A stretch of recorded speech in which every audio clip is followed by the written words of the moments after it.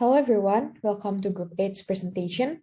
My name is Rachel OCTAVIENA, and together with my group mates, VANIA, Danish, RADHI, and Schalke, we're going to discuss about negotiation.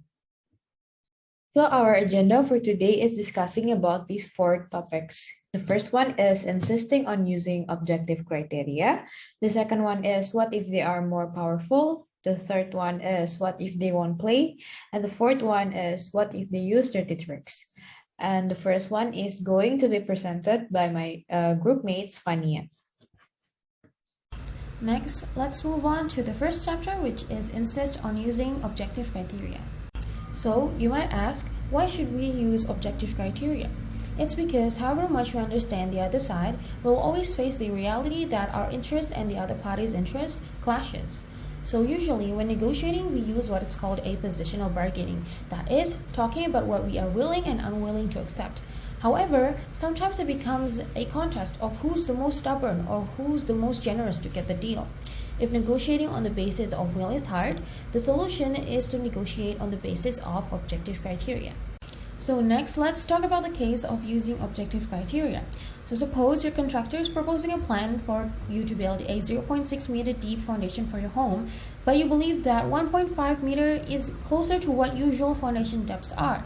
However, when you ask your contractor that, they said that they have already agreed with you on the ceiling height, so you should agree with them on the foundation depth. So you wouldn't really blindly agree on that, right? Rather than agreeing blindly on what the contractor proposed, we could base it on some safety regulations, aka in this case, the objective criteria. We could ask them, does the government have any regulations in terms of soil types? What's the earthquake risk and how does it affect the depth of the foundation, etc. We could apply the same principles when negotiating a price, for example. We can use some standards such as market value, replacement cost, or competitive prices. So, by doing this, we would reach a solution that is not based on pressure, but on principle. We are likely to get a wise and fair ending if we use standard scientific merit or community practice. It's also less vulnerable to attack, thus protecting personal relationships. The use of objective criteria also increases the chances of agreements to occur. An example is during the Law of the Sea Conference on deep sea mining, since we know that the deep sea contains a lot of minerals, but it isn't technically owned by anyone. India, who represented the Third World Bloc, initially proposed a fee for companies who would mine in the deep sea bed for around $60 million per site. However, the US rejected that initial fee. Then someone discovered that MIT had developed a model for the economics of deep seabed mining and were accepted as the objective criteria. The model showed that India's earlier proposal was too high and showed the US that it's doable to have some initial payment. Afterwards, because of this, both parties reached a mutually satisfactory agreement. After knowing why we should use objective criteria, now we should ask ourselves, how do we develop objective criteria and how do we use it? So, develop some alternative standards beforehand because the negotiation would occur more smoothly if we have prepared in advance. So we have 2 points to remember, which the first one is fair standards and the second one is fair procedures. So fair standards is for substantive questions, which the objective criteria should be legitimate and practical, is independent of each side's will, and can be applied to both parties. Some examples are market value, scientific judgment, cost, professional standards, and tradition. So fair procedures is for resolving conflicting interests. The simplest example is cutting a cake in half. So both parties would be satisfied, right? That's too simple of an example. So another example is in a divorce agreement, before agreeing on who gets the custody of the child, both parties have to agree on the visiting rights first. So they're not biased on deciding on what they think is fair. After identifying the objective criteria and procedures, there are 3 basic points to remember when discussing it with the other party. The first one is to frame each issue as the joint search for objective criteria. So find what your goal and the other party's goal is, and from that we can find the shared goal. And from the shared goal, we can start to find the objective criteria to be used. The second one is reason and be open to reason. When negotiating, we come with an open mind. We use an objective criteria to support our arguments. We should be open to respond to reasons and applying other standards aside from what we have prepared. The third one is to never yield to pressure. Pressure comes in many forms. It could be form of threat, bribe, manipulation, or unwillingness to budge from the other party. When that happens, we should reason with them, suggest objective criteria that we can apply, and refuse to budge except on those bases. In short, we should focus on objective criteria firmly but flexibly. Now we are going to discuss about the second part, what if they are more powerful? When we are dealing with the more powerful counterparts, we have to fulfill these two objectives. The first one is we want to avoid making decisions we should have rejected in the first place by protecting ourselves.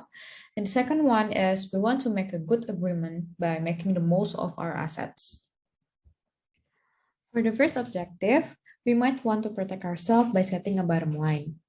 Setting a bottom line can help us make decisions we won't regret, but also it might prevent us from inventing or agreeing on a wiser solution. The next way is to know our BATNA. BATNA stands for Best Alternative to a Negotiated Agreement. We will be able to protect ourselves from making a decision that will be too unfavorable for us or rejecting terms that will be in our interest to accept. The next one is the insecurity of an unknown BATNA.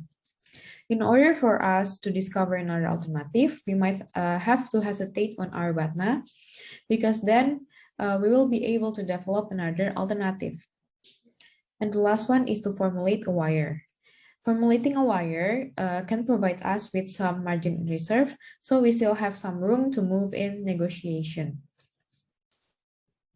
There are three ways to fulfill the second objectives. The first one is the better your BATNA, the greater your power. A better BATNA will lead us to a more attractive option, and therefore we will have more ability to affect the outcomes. The next one is to develop our BATNA. We have to develop our BATNA because having a better BATNA means our ability to improve the terms of any negotiated agreement is greater. And the last one is to consider the other side BATNA. We also have to consider our counterparts' alternative. If both sides have attractive BATNAs, then the most outcome of the negotiation for both parties may well not be to reach an agreement. When we want to sell our cars for 200 million rupiah, for example, we can set our bottom line for 100 million rupiah because as a seller, our bottom line would be the lowest price we would like to accept. But then we should make an alternative decisions. What should we do if nobody wants to buy our car for a certain time? Maybe we can make an alternative decision to sell it below 100 million rupiah. That is the example of knowing our BATNA. So when the other side is more powerful than us, we do not want to turn our negotiation into a gunfight. A good BATNA will help us benefit from negotiating. By developing and improving our BATNA, we can turn our resources into having an effective negotiating power. Therefore, developing our BATNA is the most effective way to deal with a more powerful negotiator. In this chapter, we will discuss about what if they won't play. Talking about interest, option, and standards may be a wise, efficient, and amicable game. But what if the other side won't play? While you try to discuss interest, they may state their position in firm terms. You may be concerned with developing possible agreements to maximize gains of both parties. They may be attacking your proposals, concerned only with maximizing their own gains. What can you do to turn them away from positions and toward the merits? There are three basic approaches for directing their attention to the merits. The first focus on what you are capable of doing. You can focus on the merits rather than position. This method is contagious. It offers the possibility of success to those who discuss their interests, options, and criteria. In essence, you can change the game by simply starting a new one. If the first approach doesn't work, you can try the second approach that focuses on what they might do. It counters the fundamental move of positional bargaining by directing their attention to the merits. And the last approach focuses on what a third party can do. If the first and the second approach doesn't work, consider including a third party to focus the discussion on interest, option, and criteria. There are 6 implementation methods from the previous 3 basic approaches. The first is negotiation jujitsu. The point is that when they attack your ideas, do not defend them. By refusing to react, you can break the vicious cycle. Instead of fighting back, deflect their attack and direct it at the problem.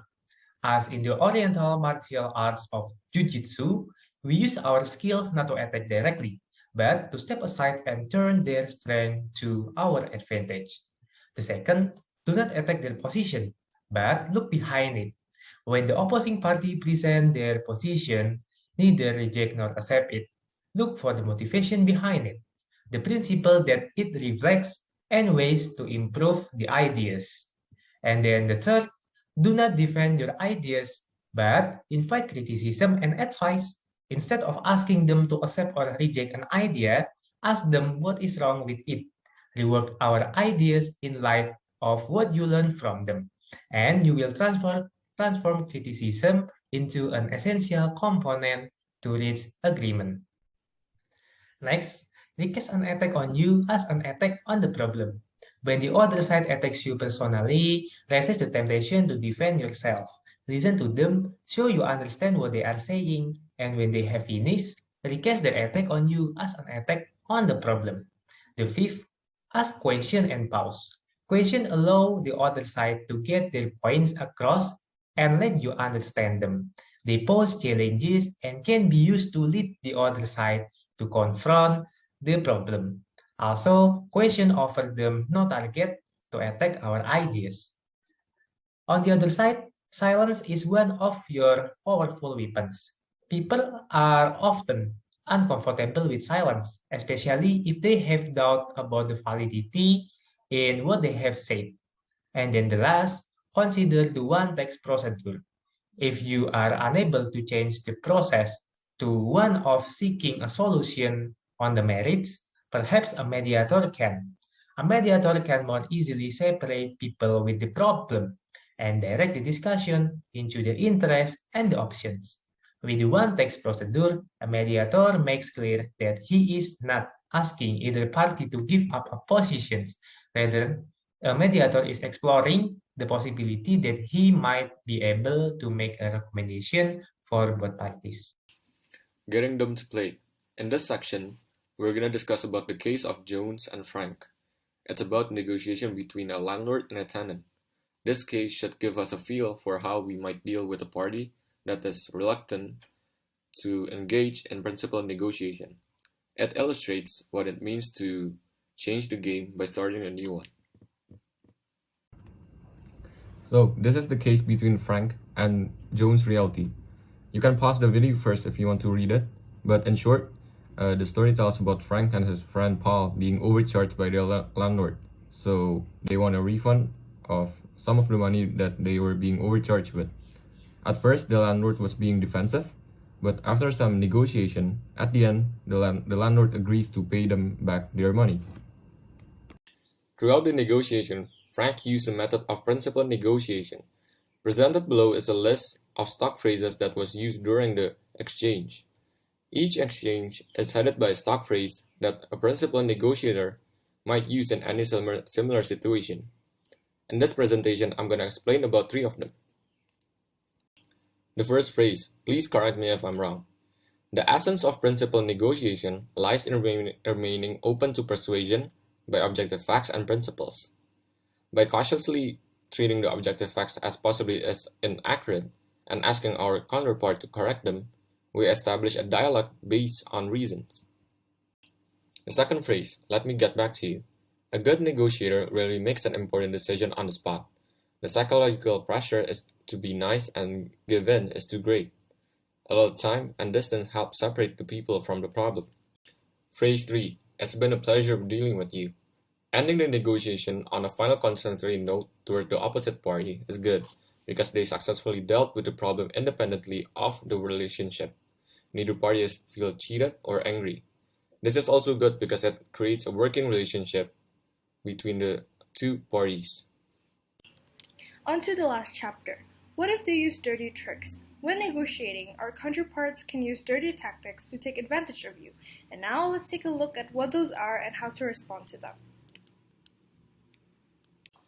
When you find your counterpart using a dirty tactic, the 3 steps that you need to take are: Recognize the tactic that they use to take advantage of you. Point out their tricks to stop them. And lastly, negotiate over the rules of the game. At a last resort, you need to turn on your best alternative to a negotiated agreement and walk out. Walking out on a legitimate ground will allure them to call you back later. And now let's see what those common tactics are. The three types are deliberate deception, where it involves misrepresentation to deceive. Second is psychological warfare, to manipulate. And lastly is positional pressure tactics, to have a one-sided decision-making. In the case of deliberate deception, our counterpart would intentionally misrepresent facts, authorities, and intentions to manipulate us and gain advantage. These are called phony facts, ambiguous authority, and dubious intention. However, even though this represents a false representation of the truth, it does not mean that negotiation requires full disclosure, which is why this deliberation deception differs from less than full disclosure. And now on to psychological warfare. There are 4 situations in which this takes place. In a nutshell, psychological warfare pushes you into an uncomfortable situation so that you would just end the negotiation process once and for all. This is through putting you in under stressful environments, giving you personal attacks, and giving you threats, as well as using a good guy, bad guy routine where one gives extremely unpleasant demands and the other is more rational one. And this is done to deceive you into trusting the good guy instead. Lastly is positional pressure tactics. It involves structuring of situations so that only one side will make effective concessions. Sometimes our counterparts would refuse to negotiate or give extreme demands or even escalate demands every time they make a concession, so that you would feel the urge to give in and follow through with their proposals instead. They would also lock in tactics to strengthen their bargaining position by weakening their control over the concession and the situation itself, similar to threatening the counterpart so that they would give in instead. Last part of the tactic is through a hard-hearted partner, calculated delay, and take it or leave it. A hard-hearted partner is a tactic used by not agreeing to your request simply because the other person related to them does not agree. For instance, a husband says that his wife wouldn't agree even though he does, and this is an example of hard-hearted partner. Calculated delay simply means that it is a postponement to the negotiation process itself so that the agreement is easier made at another time that is more favorable. And lastly, take it or leave it by presenting you with a firm choice so that you would make the decision at that time. Before closing our presentation, here are several key takeaways. First is using objective criteria helps protect relationships, thus better chance for agreement. Second, when we're dealing with a powerful counterpart, we should develop our BATNA.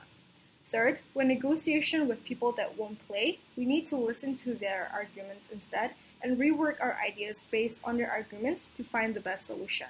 And lastly, when dealing with those with dirty tricks, we should raise the issue explicitly and negotiate over the rules of the game. So let me close with a quote by John Kennedy. Let us never negotiate out of fear, but let us never fear to negotiate. We are from Group 8, and thank you for listening to our presentation.